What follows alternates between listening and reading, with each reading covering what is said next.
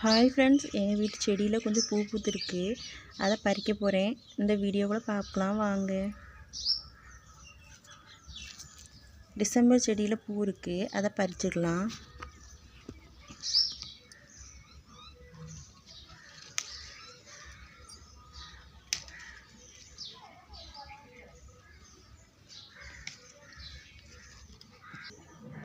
மஞ்சள் கனகாம்பரத்துலேயும் பூ பூத்துருக்கு, வாங்க பறிக்கலாம்.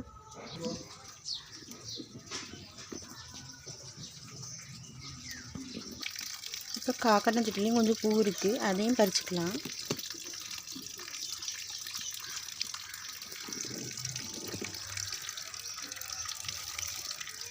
பாருங்க ஃப்ரெண்ட்ஸ், இவ்வளோ பூ பூத்துருக்கு.